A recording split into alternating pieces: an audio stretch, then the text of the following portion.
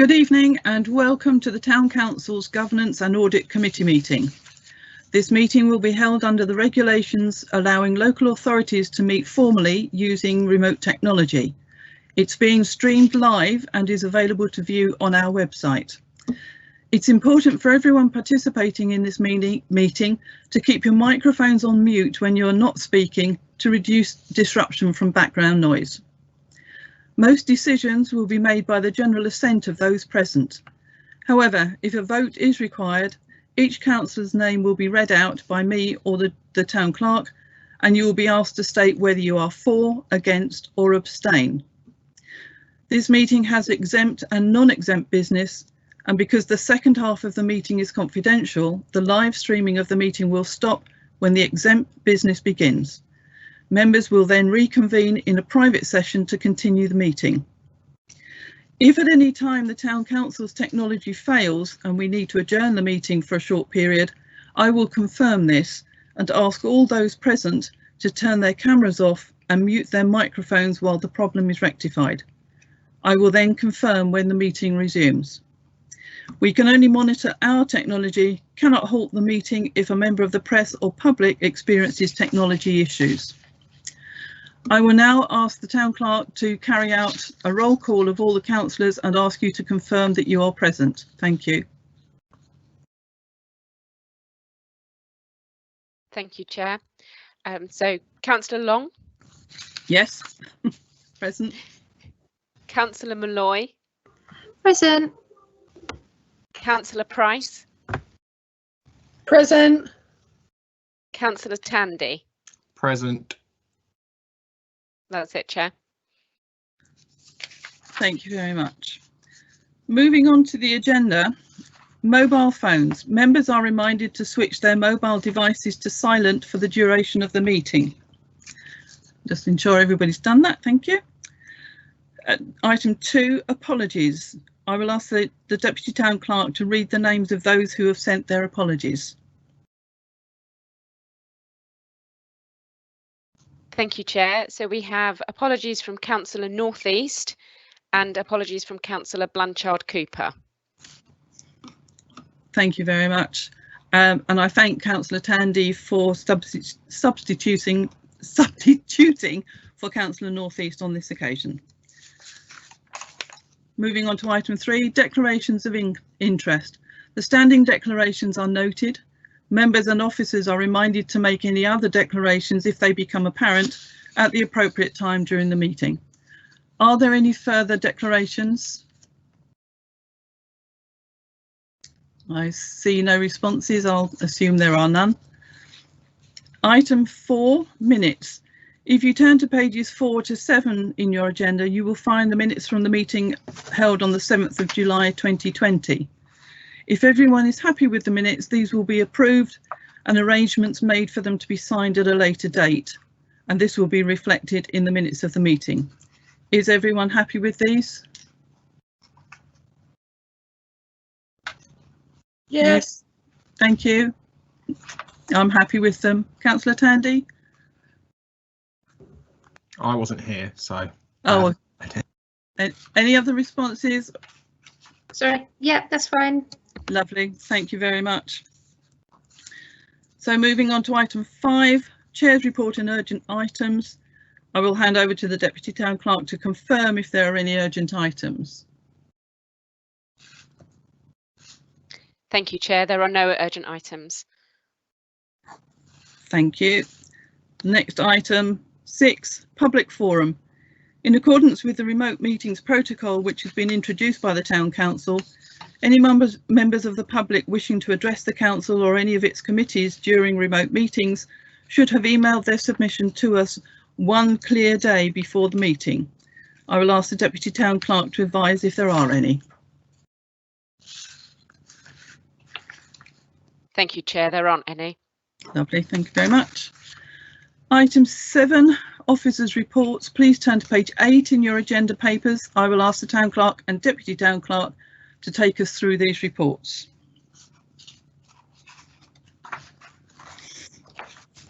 Thank you, Chair.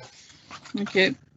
The first one relates to the notices of motion that members will recall was referred to this committee at the last meeting of council. There were two motions. The second one is accepted and will just be picked up later. The first one needed some clarification, and that's really why we're here. The report proposes that, and recommends, sorry, that we go through this. There's a list which is attached as an appendix to the report.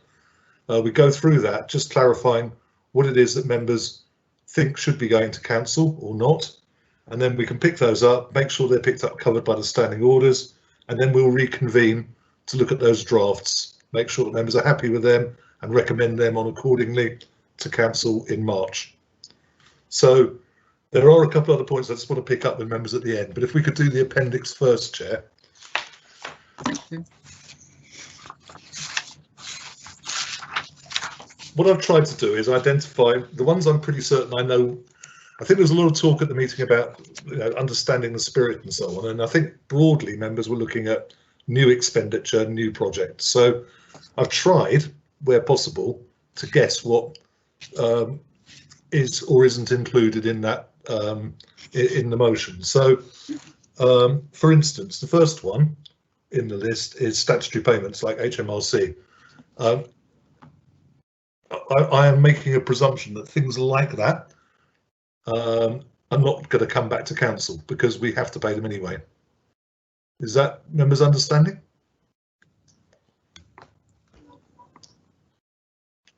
It was my understanding, but Councillor Malloy, did you want to? Yeah, I didn't know whether I had to put it in as a queue or whether it was just a general question. Yeah, I believe that should just go through as normal. Okay. What I'll do is I'll keep chugging through these very slowly, Chair, if you're happy. Sort of pausing after the next couple, and I'll keep pausing and say, is that my understanding right, until we get to one that I don't actually know. Yeah? Yeah, it'll be fine, thank you. Okay, so the next two are payments that we're contracted to. For instance, Aaron Church is a good example where we've got a 3-year contract. So each year the payment comes due. Pensions, Public Works Loan Board payments. And the one below that, sorry, I'll pick up that one first. So my presumption is that that's not included. The one below that, though, is something like the disc parking scheme, which is an ongoing payment year in, year out. My thinking from what members have said is that as that's clearly defined in the budget, and it is only for that, there is no latitude on it, it is strictly for disc parking, that members would want us to continue with that. Could I just pause there and see if that's members' understanding? I think that's what I thought. That would be okay. Yeah. Yeah. Councillor Tandy, did you have any comment to make? No, Chair. No, thank you. Right. The next one I think is the crux of the matter. New initiatives. And I think the presumption is that they're included. Is that correct? Yeah, I would have said that. I'll come back to clarifying what it is Agreed, that we're yeah. actually approving. Okay. Right, major events, the ones that we already have in effect, like Armed Forces Day, and within those we also have sub-elements of those events, such as contractors within them. I think that what members were saying was that these would not be included, but I'd seek clarification and confirmation of that, Chair. Thank you. Councillor Tandy, I think you wanted to speak. Yes, thank you, Chair. On events, and I agree with basically, I'll save time here, and I think I agree with all of the ones that have said presume not included or presume included, so I'll only comment where I think it's unclear. My view would be major events should not be, on account that Community Resources receives very, very detailed reports on the costs of events. And equally, events are not, I suspect where we might have the grey area would be if we have a new event. Like Armed Forces Day will cost about the same with inflation every year. So the idea of we're going to bring that back to council every year to agree, it feels like that would be a rather pointless event, especially when it goes to CRC every year, Chair. So I would say just for new events that are going to cost over 10,000 would be. Thank you. I agree. Yep. Agreed. Yes. Okay, then, so that picks up both of those, unless I've misunderstood. So, so they're not included. Filling of job vacancies, that's obviously a contractual thing as well. It could have been picked up with. We're presuming that's not included. Then the next two, although I put unclear, I think I'm now becoming clearer, if you see what I mean, as we go through these. I'm the provision of, say, a replacement A-team van, which would be a property of personnel, or the maintaining of the buildings. I am making the presumption now, although it says unclear there, that wouldn't go.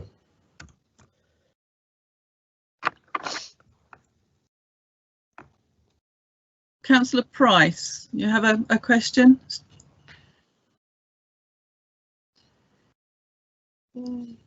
Yeah, thank you, Chair. Yeah, obviously the van wouldn't be included in that. I think the whole thing was more for anything that we could get bad press about spending the money. I think going through conversations that I'd had with Emily before, Councillor Seep, sorry, it's more about sort of the things that we should need to come back to full council, that potentially we needed a full vote. So a van, you know, and like the Armed Forces Day, we don't need a full vote on that. So it's generally something that if you're going to go down them, that's the sort of thing she was, with the motion she was trying to get at. Anything that we haven't done before, or that it needs sort of 12 people sign off rather than maybe 4 or 5. I think that's how she was sort of thinking. Obviously, she's not here to speak today, so no. And I do apologise, members, if I'm trying to be pedantic, but I'm sadly, for the financial regulations, I've got to be crystal clear what it is, because our successors will still be working to this, and they'll need to understand what is meant to be in there or isn't. So, I think the point is well made. So it will help me flip through this on that basis. Yeah. Yeah. Thank you. Thank you. And Councillor Malloy, you wanted to speak? That's okay. Joe said what I was going to say. It's fine. Thank you. Thank you very much. Shall we proceed because of the importance of this? Indeed. So the next one is quite a key one, Chair, which is the council's priorities. So I'm going to come up with an example. If one of the council's priorities was to do a splash pad, but it's council has approved they want a splash pad and they've created the budget for it, should it then go back to council for them to approve doing a splash pad? My question. Is that Councillor Malloy? Yep, sorry, me again. I think something like that, the overall design should, yes, come back to council. Because like we could all see I'm going to use the dreaded 3D artwork as an example. We all saw that 3D artwork was going down, but because no one saw the overall design, it wasn't delivering what quite a majority of people thought was going to be put into the high street. So I think a big project like that, like a splash pad, that's going to be quite a forefront thing of the community, should come back to be looked at. Thank you, Councillor Malloy, but that's in answering that question for me, which I have no problems with. You've raised one of the points I was going to raise later, which I need to come to now, is what is council going to be asked to do? Is it going to be asked to agree expenditure, which is broadly what the motion is on, say, a new event, or is it going to have to bring all the detail back, or is committee going to be asked to take that forward? So stick with the splash pad scenario, and I'm hoping it doesn't. Let's assume it doesn't cost £200,000. Let's assume it costs £12,000. Are the council wanting to not only approve the expenditure, but approve the design and everything else that goes with it? Okay. Can I ask Councillor Tandy, you wanted to speak?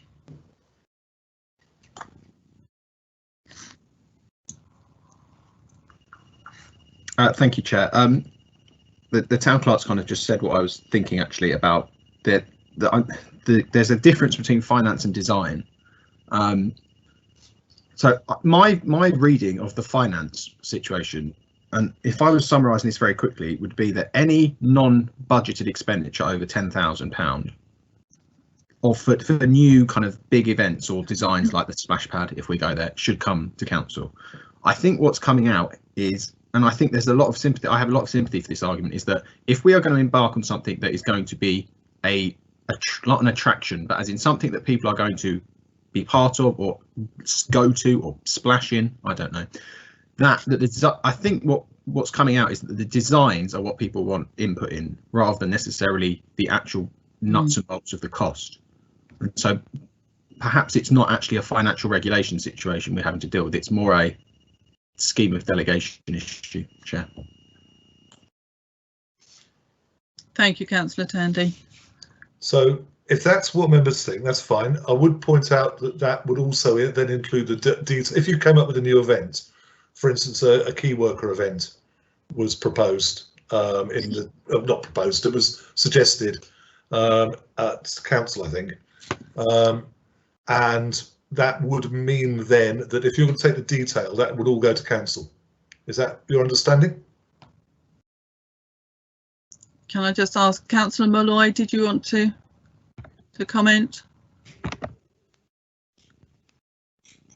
So come on, yeah, sorry, I think Freddie kind of hit it on the head there. It's kind of like a bit like what we did with Rosemead Park, where we saw a few different designs and then we had like the process of choosing an overall one that everyone was happy with for value for money and what we wanted to deliver as a whole council. So we know roughly what the budget is because it's been agreed beforehand. It's more what's being got for that budget. But Rosemead Park was approved by Community Resources. Yeah, but didn't we have, was it just Community Resources on the meeting for the whole thing? Yeah. Okay. Well, yeah, eventually then you'd look at taking that back to the whole council to look at, to check that they're all okay with what's being agreed for such a large sum of money. Okay, so that's really quite... But for the full council, does that make sense? I understand it. I'm just making sure that members are aware that are being absolutely crystal clear what it is. So you're talking about approval of the expenditure and design of any new expenditure over £10,000. Yeah. Design oblique content. Yes, I think that's it. So not just design. If there is a new event as well, you would look at that. Could I throw at you that designing things by committee is possibly the I think that's where you end up with your camels. But I if that's what members want, that's not a problem at all. Yeah. That's why we're doing this exercise. Say like they came back with a design, it's just kind of approved. We don't all put a thing in and saying, oh, I wanted a swing there. We say actually that's good value for money, or we don't believe that's what we need. Can it go back to the designers? We don't poke around the design ourselves. We just discuss it in a way. I think the way the park was dealt with in Community Resources was really good. If we could kind of get that on a full council level for big projects. Okay, just to clarify, sorry, I'll come back just to finish that point off. Over £10,000 wouldn't necessarily be called a big project. No, not huge, but £10,000 to the general person is quite a lot of money, so it would seem like a big project, or sorry, a large costing project, should I say. It's not a £200-300 thing. Okay, if that's okay, I'm noting this down as we go. Okay. Councillor Price, you wanted to speak. Thank you. Just going back to the Rosemead thing, I'm not on the Community Resources Committee. However, I was invited, as I think everyone in the full council was, to go and see the designs. So it wasn't just, obviously I couldn't make a decision, but I could then write into the Community Resources and give my opinion, which is what I did, because obviously I was sort of quite in-depth involved in that, even though not being on the committee. So that, even though you said that Community Resources did do that and didn't bring it back to full council, we were all invited to go and see the designs, and I just wanted to obviously say that as well. So everyone did get the chance to be involved in that, even though they weren't on the committee. That's a fair point, Councillor Price, but and I totally take that on board. What I would say, however, is this is about the decision-making process rather than the consultation process. But the point is fairly made. So, okay, I'm getting the gist of it. So renewal of contracts. So Christmas lights is a good example. We were doing it this year, so we can practice whatever we agreed this now in the future. So Christmas lights, the Community Resources Committee will set up a working group that looks at Christmas lights because of the difficulty of having a large number of people looking at that. They will probably invite 2 or 3 or more Christmas light providers to put forward proposals within a certain budget, which they will consider, make a recommendation to the Community Resources Committee, having gone through the full sort of procurement process. Are you then saying that the Community Resources Committee will look at that and then move that on to council? Because this is that would be a very painful process. Because these would be different lights, etc. Or are you saying that fits a bit like Armed Forces Day?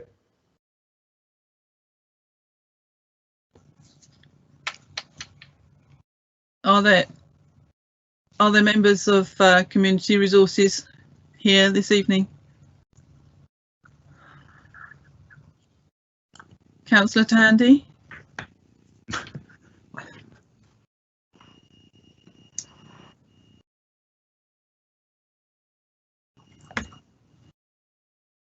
Thank you, Chair. And I am on Community Resources, but that's not why I was going to speak. I was merely going to say I think the example of the Christmas lights is actually a very good one because I think it forces us to focus on the specifics. From what I think it was Joe said, I think what members liked about the Rosemead situation was the opportunity to come in and look at the plans. So if we take the Christmas lights,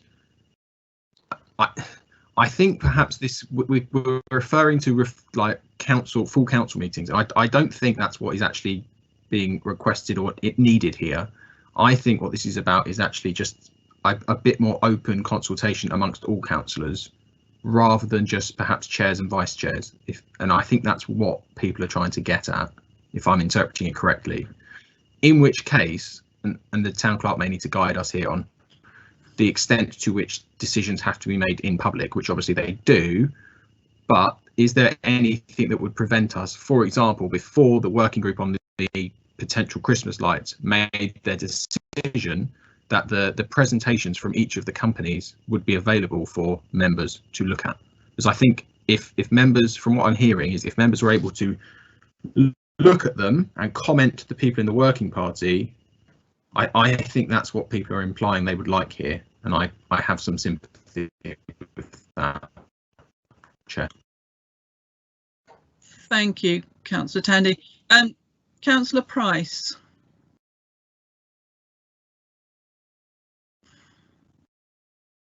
Thank you. Yeah, so what Freddie said is obviously really good, and it's hard because I don't really know what I didn't put the motion forward, but from my point of view, going back to the 3D artwork, we didn't all get consulted and we had really bad press, and if I just feel that if all of us had maybe it'd come up in full council and it had been discussed, just to let you know that we've signed off this 3D artwork, it's going to be this by this, we haven't seen any designs but we're still going to do it, someone would have gone, actually, so it's really hard to try and get this, obviously, how it's going to be worded, but I do think what Freddie said has hit the nail on the head in the fact that we just all want to be sort of involved with anything new. The Christmas lights could come under Armed Forces Day. I've got no issue with Christmas lights being a regular event that happens and doesn't need to be signed off by full council, but it's just that's what I think we're trying to get at, the point that the money can't just be signed off and then I don't know, it's really tough, we're not really getting anywhere either, so yeah, I don't really know, but that's obviously was the general thing when the motion came about. That's all I wanted to say. Thank you.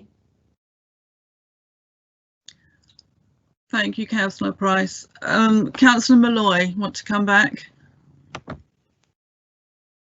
Hello. Yeah, Freddie's got it quite right. It's the thing of sometimes you see it and you know what the money's being spent of and the amount of money, but you've got no context really of what that money is being spent unless you see something, instead of just saying, oh, it's been agreed and design's been chosen. Unless you actually see something, you don't understand the size or the implications it's going to have on the town and stuff like that. You need to be able to see something, and then that way, if we can see it before it gets completely agreed, as in this is the design that's going to happen, or these are the lights that are going to happen, if you have got any concerns, you can raise it with the right person on the committee, and then it can be discussed, and then if enough of you have those concerns, then obviously it can be changed. But it's just because it kind of, you see something in writing with no idea what it actually is, and then it just kind of disappears, and then you've got this artwork that's on the high street that no one's really that happy with. So through you, Chair, it's quite an interesting angle this has taken now. Before I go through any more, Chair, is there a general feeling that actually what we should be doing is writing into our decision-making process that before at the moment the standing orders say that everything over new expenditure over £10,000 needs to go to council or committee, and that's, you know, that's been there for a while and is happily accepted by auditors, etc. And we do it. Is the best way trying to come up with a very complicated financial regulation, or are members, from what the last few comments saying, is that on these new projects all members should be consulted before a decision is made? Any comments? Anybody? Yeah, I think that's right, Peter. Yeah, I would say I would agree. Councillor Right. Tandy? Well, Councillor Tandy? I'm sorry, Chair, I got into the habit of just typing in agreed into the chat bar then, and I now realised I wasn't at a school meeting. But I agree entirely. I think the more we're talking about this, I think the more we're getting to a point where we're not looking at reviewing financial regulations here. We're literally just trying to insert perhaps a condition or a clause about member consultation, and I think that would solve this. Or it would at least give us a chance to see if that gets what people want, and then we can revisit it maybe in 6 months or a year. Thank you. Councillor Malloy? That's right, what Freddie said. It's member consultation, but consultation before it's too late to change anything.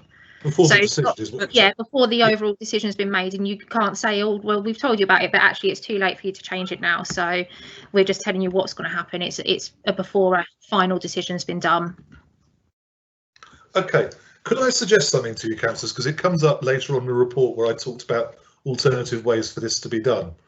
Would it help you if we were to come up with so instead of going the route that was in the motion, but we were to recommend back to council that we put in the consultation phase as for the new projects, etc., but that we also added the ability for those particular projects, which would be flagged up as such as coming under that criteria, that, and I don't think you need to go too few, but that 5 councillors, for instance, could ask for that matter to go straight to council, and we'd hold an extraordinary council meeting.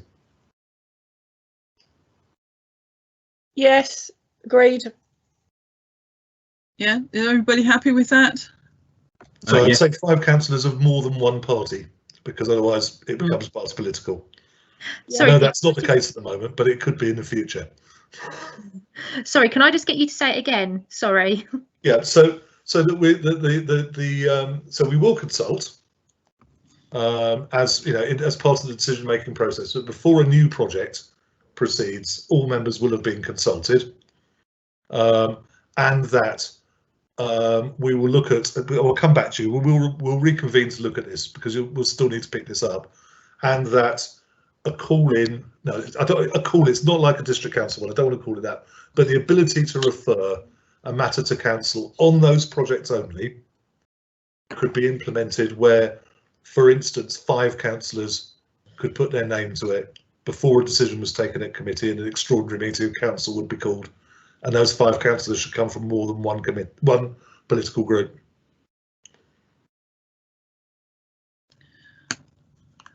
Thank Thank you for that summary. Is everybody content with that? It sounds like a reasonable way to take this forward. Yeah, I'm happy. Agreed, Chair. Thank you. Agreed. Okay. Mr. Town Clerk, is that? Yep. enough So what we'll for do you? then, we'll reword that. Just it should be a short, sharp meeting if that's the broad concept. But in fact, what I'll do is I'll do the wording if you're happy, Chair, if members are happy with this, and with Laura, and circulate it to all members. If all members are happy with those wordings, we'll recommend it straight to council. If members would like, any member would like to discuss it, we'll reconvene. Is that a good way forward? It sounds good to me, certainly. Can I have a response from people just quickly? Are we happy? Yes, I'm happy, Chair. Thank you. Councillor Malloy? Agreed. Councillor Price? Agreed. Okay. That sounds like a way forward. So we'll leave it to Town Clerk and Deputy Town Clerk to reword, circulate, and we'll take it from there. Okay. Yes? And if we're all happy for that recommendation to go straight to council. Thank you.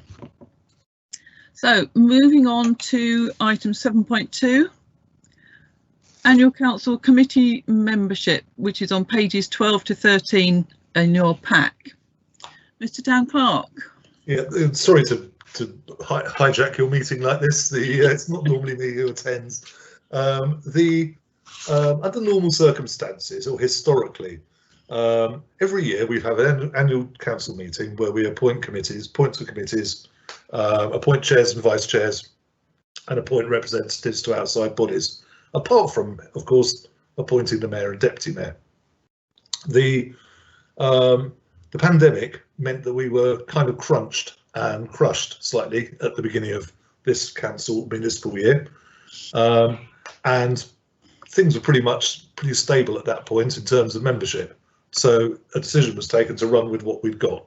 On the basis, I think, that everybody thought that the pandemic wouldn't last that long, and we could revisit it later in the year. How wrong we were on many fronts, and not least on the pandemic, but at the same time, there's been some degree of political upheaval, and obviously the sad passing away of 2 councillors. And as set out in the report, we have a number of very small, proportionately in terms of the total council membership groups, and then some individual members as well. So what I really thought to myself, this is really not helpful, having an informal arrangement as we approach annual council. So hence this report has been created to then go on to council in March with proposals set out, or so there's A to G in the paper. I was going to go through them individually, but I'm pretty certain members would have read this. So, I mean, my question is, does that broadly fit with members? Have they got any suggestions as to other ways forward, or anything else they'd like to pick up, or can I just clarify anything for them? Thank you for that. Councillor Tandy.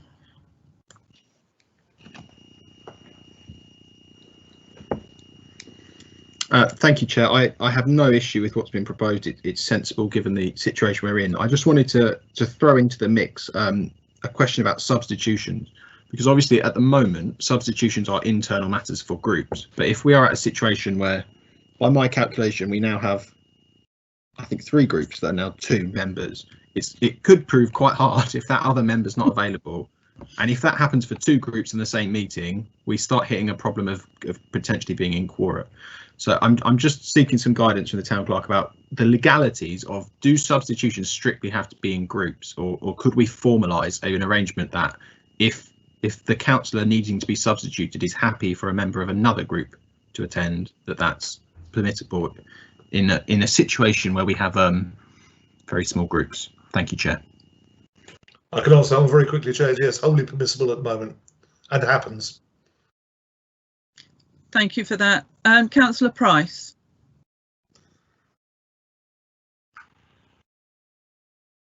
Thank you. Just wanted some clarification on C. Each of the 4 political groups should each chair at least one of the committees. Does that mean each person in the party should chair, or just one person out of the political party as a whole? One person from each of the 4 political parties should chair. So one particular, that each part, I'll do it the way around. Each party should have one chair of the committees. Okay. And they should also have one. So if you've got a party of 2, which we seem to have a lot of at the moment, if we have a party of 2, one of them will be a chair of a meeting and one will be a vice chair. Unless, of course, they don't want to. Committees potentially. Sorry? Of different committees. For different committees, yeah. Okay. Also, I think that does need clarifying. It should be for different committees, exactly. Yeah. I will clarify that. Thank you, Peter. Thanks, Chair. Thank you, Councillor Price. Thank you, Town Clerk. So I don't think there are any more comments. I'm happy with the amendment that's just been suggested with the wording of this. So the recommendation is, committee is recommended to recommend to council that the proposals set out in paragraph, I think it's 3.6, not 3.5, of this report be approved for the remainder of the council until May 23, or until one party has a majority, whichever is the soonest. So I would ask, is everybody happy with that? Can I take it on general assent, please? Agreed. Thank you. Great. Lovely. I think that's agreed. Thank you very much. Thank you, Chair. So moving on to item 7.3, External Auditor Certificate and Report 2019-20 on pages 14 to 20 of the agenda pack. And I'll ask the Deputy Town Clerk if she would please give us a summary. Thank you. Thank you, Chair. So this brief report relates to the External Auditor Certificate for the Council's annual return for the previous financial year. So due to COVID-19, the dates for audit were postponed and we got our certificate from External Audit far later than usual. It's on page 20 of your agenda, and I'm pleased to report that there were no matters of concern. So I will hand back to the Chair for questions.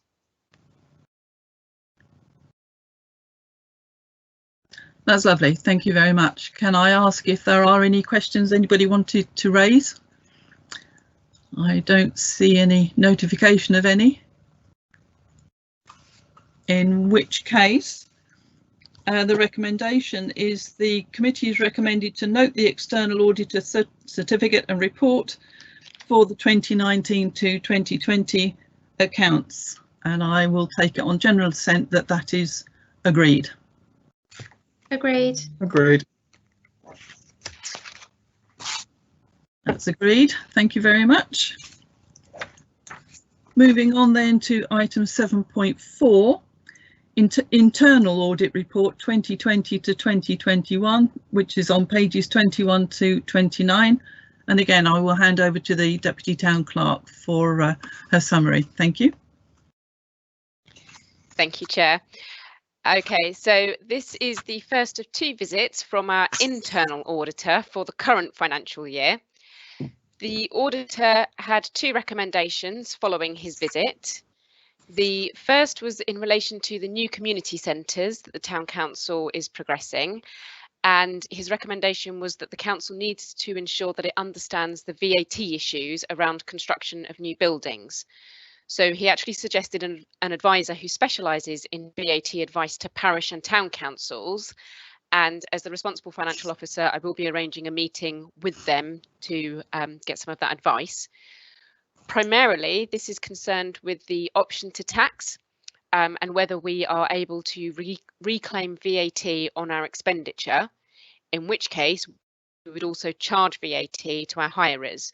So, for example, this is the case for Southfields Community Centre, and a report will go to Council to do the same for Keystone. However, North Littlehampton is a far more complex centre, and particularly this is the one that we're going to need advice on this. The second recommendation from the internal auditor was the outstanding action that we have to test our IT backup with our current IT support company. And unfortunately, this was delayed due to COVID-19, but the auditor did note that through COVID-19, we have obviously been working remotely and we've been accessing our data whilst off site. So he did recognise that. And as soon as the circumstances allow, we will have a test of the backup completed on one of our sites. But what I would say is that the council's data is backed up in 3 different formats. So that includes cloud, hard drive and offsite backup. And those backups are all monitored by the IT support company. This is more about testing. We've got that data being backed up. Can we actually draw that data back down? So I will hand back to the chair for questions. Thank you very much. In terms of the council responses and how those recommendations from the auditor are being addressed, I think that's a full and acceptable response. But have any of my colleagues got any questions? Councillor Price, is that a question you wanted to raise? No, that was from... Oh, that was a legacy one. OK, thank you very much. Are there any points that people want to raise? If not, I'll go on to the recommendation for the report. And the recommendation is committee is recommended to note the internal auditor report for the 2020 to 2021 accounts and the actions to implement the internal auditor's recommendations. And I will go on general assent if that recommendation is agreed. Agreed, Chair. Agreed. That's grand. Thank you very much. That is agreed. Thank you. Item 7.5 is the annual governance review, which is on pages 30 to 47 in the agenda. And again, I will pass over to the Deputy Town Clerk to summarise the report and the recommendations. Thank you. Thank you, Chair. So this committee is responsible for the annual governance review of standing orders, financial regulations and the members' code of conduct. Both the financial regulations and standing orders have been reviewed by the Town Clerk and myself, the responsible financial officer, and there are no changes proposed to them. Members may recall our financial regulations actually had quite an overhaul last year to incorporate online banking and model financial regulations. The other element of it is the code of conduct. The local government association has developed a model code of conduct, and that's actually included as Appendix A in your agenda, which is pages 32 to 47. Now, the district council will consider whether they adopt this model, potentially with local changes, but I believe they are seeking further clarification and guidance. If they do, if the district council approve the model guidance, they would hope that town and parish councils would agree to adopting the same code. Currently, Littlehampton Town Council has its own code of conduct, which does differ slightly from the district one, but has always been considered comprehensive and robust. So following the annual review of the Littlehampton Town Council Code of Conduct by the Town Clerk and the responsible financial officer, no changes are required to that. Members are therefore recommended to note the update and are invited to comment upon the local government association model. So I will hand back to the chair for questions.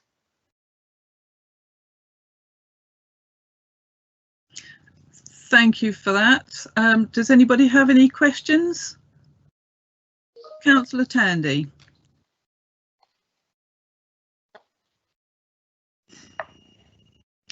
Thank you, Chair. I was just going to say, I think what the Deputy Town Clerk has said is a sensible suggestion, especially if Arran have not yet adopted it, and they might be. It would make a lot of sense if ours is robust and works, that we let Arran roll it out and see if it works for them before we take the jump. So I would be happy to endorse the recommendation, Chair.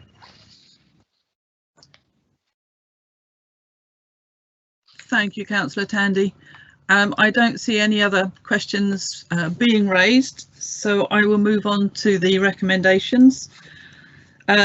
committee is recommended to note the outcome of the annual governance review, that no changes are required to the Town Council standing orders, financial regulations and code of conduct at this time. And secondly, to note the update on the code of conduct and invite comments on the LGA model. I would take it on general assent that those recommendations are agreed. Agreed. Agreed. Thank you. So those are agreed. Moving on to item 7.6, anti-bribery, fraud and corruption policies review. I will hand over again to the Deputy Town Clerk to summarise the policy and the recommendations. Thank you. Thank you, Chair. So these policies were due for review in 2021 by this committee. As part of that review, the 3 policies and procedures that the Town Council had have actually been amalgamated into one, which has reduced duplication and provided ease of reference for all concerned. The relevant legislation, guidance, policies from other organisations have been referred to in order to inform that policy review. The key changes have been noted in the table on page 49 of your agenda. So if I just run through those, one of the key changes has been the policy statement, which just references the 7 principles of public life, which are the ethical standards for those working in the public sector, and I would say intrinsically linked to anti-bribery, fraud and corruption policy. Section 5, legal duties. This section has been added to summarise the relevant legislation underpinning this policy. Section 6, the organisational responsibilities. So the Council's existing procedures have basically been framed within the 6 principles that sit within the government guidance to the Bribery Act 2010, which enables the Council to clearly demonstrate its intent to prevent bribery, fraud and corruption. Section 9.4, which is the reporting procedures, clarity has been given as to who to report to for both employees and members. And then one of the other changes is Appendix 1, the declaration. So for a lot of the policies, for staff, like the financial regulations, for example, those officers that it requires have to sign a declaration to say they agree to abide by the policy. We've recently introduced this for members as well. So when the email procedures came out, members were signing a declaration to say that they agreed to that policy. And you'll see from the declaration in this policy, there is a declaration for staff and then a slightly different declaration for members. So the other thing that I would say that's highlighted in this report is that this policy review actually highlighted the need for the committee responsibility for both this policy and the whistleblowing policy to be amended to be both Governance and Audit Committee and the Property and Personnel Committee, rather than just Governance and Audit, because there is a personnel factor within these policies. And on a similar thread, you don't have it at the moment, the Gifts and Hospitality Policy currently sits under the responsibility of Policy and Finance. And actually, as that's intrinsically linked with anti-bribery, fraud and corruption, it too should be the responsibility of Governance and Audit and Property and Personnel, rather than just P&F. So I will hand back to the Chair for any questions. Thank you very much for, I think, simplifying what is actually quite a complicated combination of two policies as a procedure. Can I ask if anybody has any questions that they want to raise at this point? I don't see any questions being asked, in which case I will move to the recommendation. Committee is recommended to review and comment upon the revised anti-bribery, fraud and corruption policy and procedure, and then recommend its proposals to the full council. I will take it on general assent to get people's comments if we're happy. Agreed, Chair. Thank you. Agreed. Thank you. Councillor Price. Sorry, agreed. Thank you. It wouldn't click off. That's grand. So the recommendation is agreed. Thank you very much. Item 7.7, annual review of internal controls, pages 59 to 65. Back over to the Deputy Town Clerk to summarise and give us the recommendations. Thank you.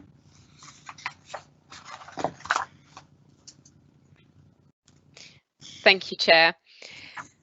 Okay, so this committee is responsible for reviewing annually the Council's internal controls, which in turn gives Council the assurance required to approve the annual governance statement in June.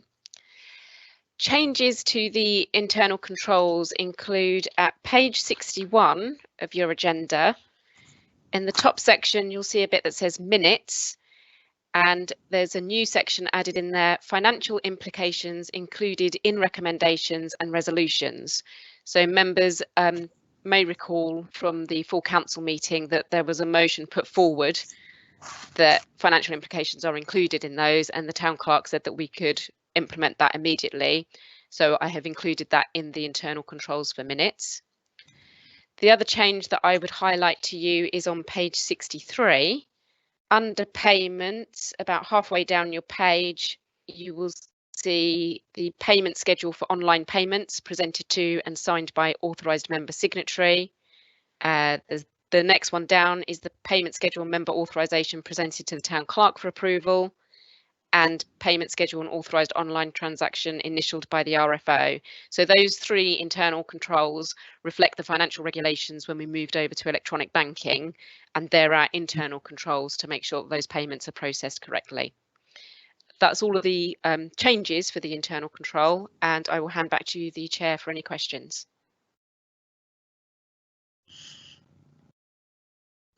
Thank you very much. Are there any questions anybody wishes to raise while we have the opportunity? I can't see any questions coming. In which case, I will move to the recommendations. Committee is recommended to review, comment upon and approve the Council's internal control system. And the second is to recommend to Council that the statements 2, 5, 6 and 7 of the annual governance statement have been complied with in paragraph 3.3. Can I go on general assent for the two recommendations? Agreed. Agreed. Okay, I agree them as well, so that's absolutely fine. Thank you, they are agreed. Item 7.8, annual review of corporate risk register, pages 66 to 124. Sounds pretty thorough. Would the Deputy Town Clerk please summarise the report and recommendations? Thank you. Thank you, Chair. I will try my best with this one. So there are two parts to this item. The first is the review of the Council's risk management strategy and procedures, and these have been reviewed by the Town Clerk and the responsible financial officer, and no changes are proposed. The second part of this item is the Council's risk registers, which have also been reviewed, and that is in Appendix 2, which is on pages 78 to 124 of your agenda. So they've been reviewed by the Town Clerk, the responsible financial officer and the service managers, and there have been no amendments made to that risk register. Normally, we would have a risk register for the Town Council's priorities and the policies, aims and objectives, because that sits alongside this piece of work. But as they're due to be reviewed in the March cycle, it's best to wait until that process has been completed, and then Governance and Audit can review the amended risk register at its July meeting. Now, as with the previous item on the agenda, this committee's review of the risk register again gives Council that assurance required to approve the annual government statement in June. So I will hand back to the Chair for any questions. Thank you very much. And Councillor Tandy, you have a question? Thank you, Chair. Yes, just a quick one really on the risk register. Is the risk register intended purely as a health and safety to members of the public or people who are serving, or is it to the risks to the actual council? I'm thinking of the financial stability of the council. So would that be included in the risk register?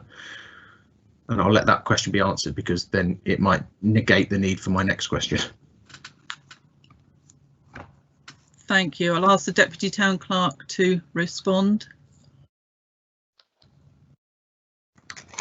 So yes, in terms of financial operational risks associated with financial planning and control and the adequacy of insurance cover, so the risk register should cover things like that. If I may, Chair. Absolutely. And then, so just my follow-up question from that is obviously, given, I think if we were writing this a year ago, we would not have thought about hardly any of the risks that have faced the council in the last year. Is there a need, or is there a plan that we need to include things like the potential for interruption of pandemics and things, or would that be covered by some of the more general headlines? Thank you, Chair. Back to the Deputy Town Clerk. Thank you, Chair. We do have, or we're in the process of implementing business continuity plans. So the business continuity plans would address business continuity, which obviously COVID had put a stop to. So we were in the process of starting those just before the COVID-19 hit us, and we've put those plans into real life action. But we will be looking at all the lessons we've learned through this and making sure that we capture them when we get back onto revising those business continuity plans.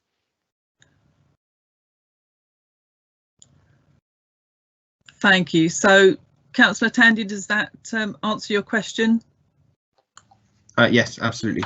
It does. OK, thank you very much. Yes, it was actually a question that I asked this afternoon and was reassured to hear.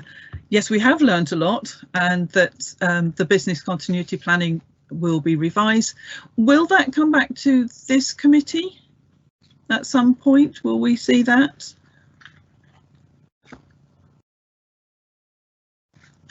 Can I ask Deputy Town Clerk? Thank you. Yes, Chair. So we would look for governance and audit to look at it, as well as council, probably property and personnel, because it affects our properties as well. That's fine. Thank you very much. I don't see any other queries coming up, so I will go to the recommendations, of which there are 2. Committee is recommended to review, comment upon and approve the Council's corporate risk management strategy and procedures, and if satisfied, recommend them to full Council for approval. Can I take that one on its own first? Can I go on general assent, please? Agreed. Thank you very much.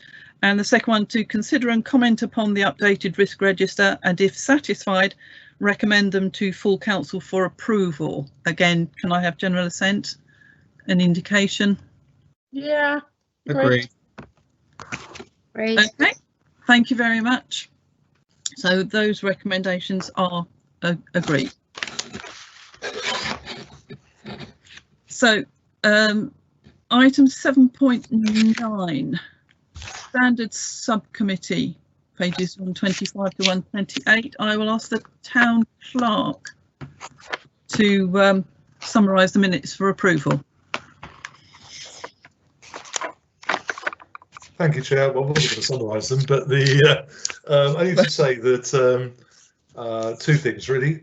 There is an exempt part of these minutes as well, which members may or may not wish to go into a further meeting if they're broadly happy with the minutes and receiving them as they are. I am prepared to do an update, but if any more details sought, I won't be able to do that without going into exempt. And the update is that as yet, the recommendations of the monitoring officer and therefore the subcommittee have not been implemented, and the matter is back with the monitoring officer.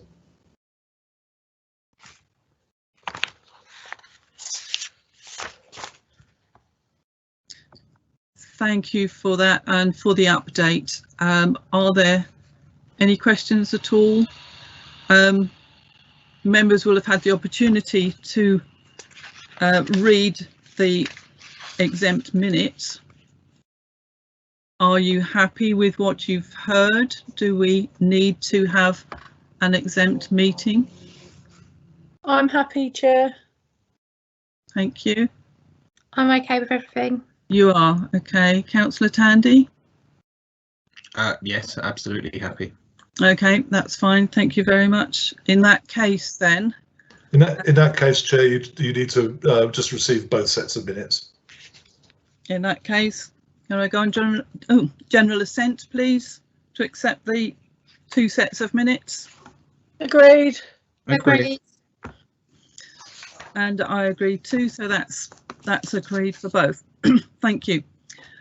Moving on to item 7.10, complaints and compliments review 2020. Hand over to the Deputy Town Clerk to summarise, please. Thank you, Chair. So I think we'll all agree that 2020 was an unusual year, and unsurprisingly, it has affected the number of compliments and complaints. We received significantly fewer complaints and compliments than previous years.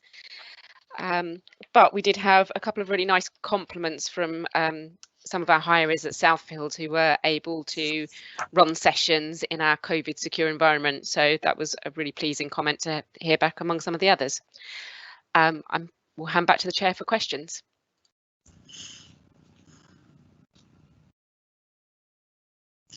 Thank you for that. Does anybody wish to raise any questions at all? Make any comments? I mean, from my point of view, it's always good to see that we are responding quickly to any complaints that are made, and compliments are always very well received. So that's good to see. Councillor Malloy.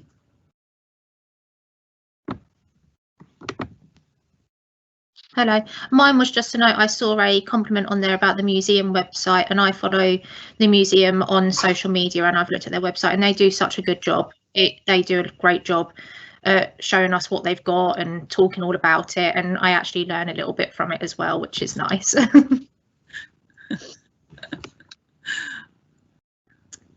Thank you for that, and I would totally agree. Yes, what I see that they put out onto social media, it's always something slightly quirky, something that's a little bit different that catches your eye. It's good to see. Councillor Price. Thank you. It was just on the notice boards, the complaint about the notice boards in which contained out of date information. It does say that that's been rectified now, but when I walked past, there could be more in the notice board. There was just pictures of us and the committee meeting information, and that was it in the whole double notice board, as in like the window that you open, 2 double sided. It wasn't full, and I just think that with everything we're putting on social media about hands, face, space, all the West Sussex COVID information, I understand that the notice boards are there for just the town council, but it's better to have something than it is to have nothing, and they looked really bare. So I would just like to pick up on that as well, that even though you've updated the posters, they're still quite bare. Thank you. Thank you for that. I think that's a fair comment.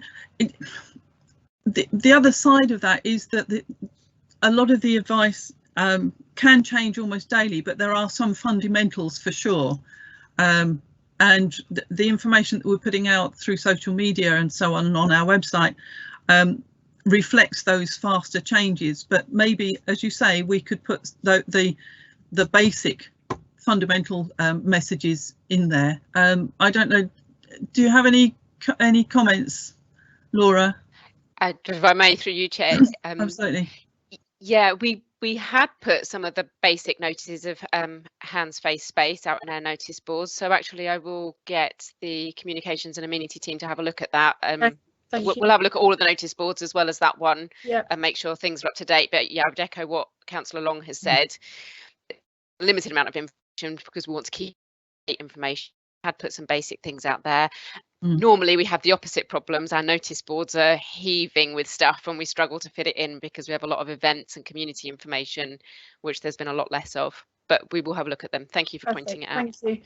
Even just if there was like the Mind charity, or Speak to Someone, or there's a quite a good poster on the town council's website about, you know, if you're struggling or with mental health, so that wouldn't need to be changed on a daily basis. That could just be a poster of, you know, someone walking past, they might need the Samaritans or they might need something. I just think maybe we could do a little bit more, that was all. So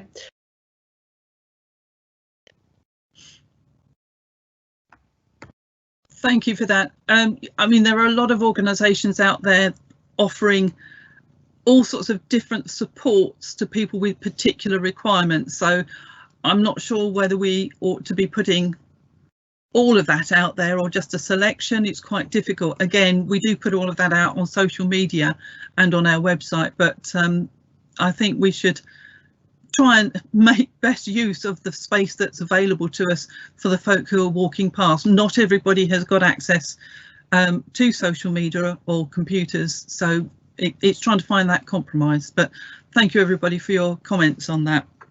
If there are no further comments, moving to the recommendation is oh, I'm just advised we have a COVID support poster which covers most of the key services, so maybe that's something that we could include in those spaces. Thank you for that update. Moving to the recommendation, committee is recommended to note the report, so I'll take general assent on that, please. Agreed. Thank you. agreed. Thank you very much.